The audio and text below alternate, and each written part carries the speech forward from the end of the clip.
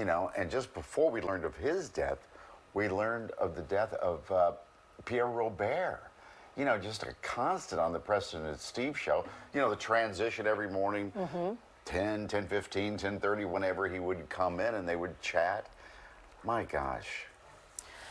So now we're going to talk with Preston and Steve's. I know this has got to be a tough morning for you guys, so we wanted to check in. Preston, I see your shirt that you have on. Yeah, Festival Pierre.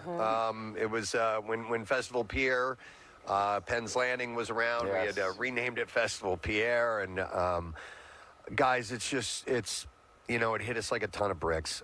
It's been very hard. We've cried a lot. We're continuing to cry and laugh as well, because we're obviously sharing this story of this amazing person. But it was just absolutely sudden and unexpected.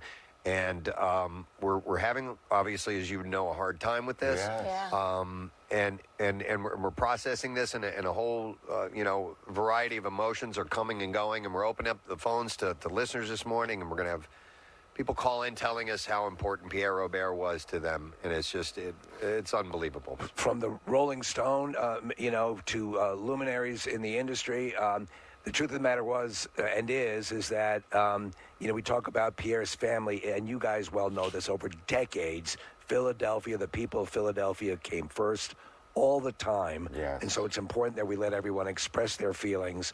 And again, a lot of this stuff sounds like the kind of stuff that people just belch out after someone dies, and it's sort of a perfunctory thing, and they say all those things. It's all true with Pierre. It's all true that he took the time with everybody. If there was a room of 150 people that wanted to meet him, or 1,000, he stayed to the last person, and it wasn't a just move along sort of thing. He would take the time. He would remember everybody. He wanted to know about you. He wanted to know how you were doing, not a rhetorical question. And we watched that over the years and said, and Pierre, there's, I think, audio Preston at one point saying, I want to be like Pierre Robert. Yeah. And, and that's what he meant to us. Yeah. How did you learn about it? Because he normally would come in, after 10 o'clock every morning? And then you do the transition? Yeah, well, we go late. Yeah, we go way into his show, and Pierre was always pretty gracious about that. In fact, he probably appreciated that. Yeah. But he would, he had what he called Pierre's Standard Time. Yes, exactly, yes. Which constantly running late. And so when he wasn't here for our crossover, was not a big concern. And we go into a meeting after this after our show on Mondays and Wednesdays. So we went into a meeting, and we're talking about our Camp Out for Hunger coming up, and then we got word at about 11:45 that he had not shown up, and there was some concern, and all of us looked at each other.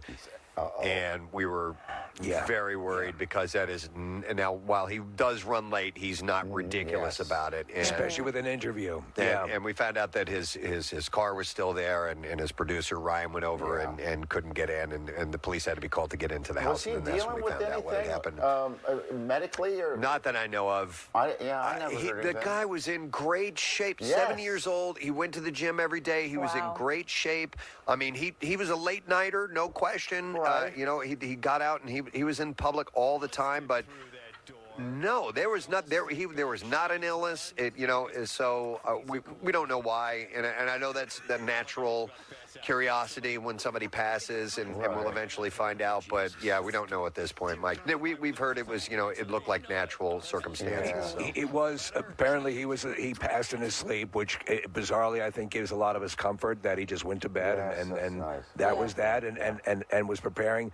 And I don't know if you know this, but Bryan Adams, who he was supposed to interview, actually gave a wonderful tribute to him on stage last night, and went into a totally appropriate song. He went into the song Heaven. He dedicated it to him. Yeah, and it was amazing. I didn't realize that. It's been so interesting and special to see how many musicians' lives he touched. And I was like, when John Bon Jovi posted and said, it didn't matter if you were a big star or if you're the local guy, like, he supported you and he championed you and cheered you on. Yeah. And that just really speaks to who he was. Yeah, and a lot of people have posted things. John Bon Jovi, Alice Cooper, Rolling Stone wrote an article. It was on TMZ. We had Graham Nash from Crosby, Stills, and Nash. Obviously, Collective Soul, The Hooters, Shinedown. Yeah. There's just a whole list of them that I'm looking at. Living Color, Live, that band, and obviously tons of local groups have posted how much they were affected by his passing. So, and that's just the tip of the iceberg. Right. Yeah. Right. Well, we're thinking of you guys this morning. Yeah. And we love, though, that you're allowing the viewers to also share, the listeners to share, their stories and their memories. Mm-hmm. Thank you, guys. Yeah, absolutely. We appreciate the support. Thank you, guys. Yeah, thank you, guys. Of course. All right. We will.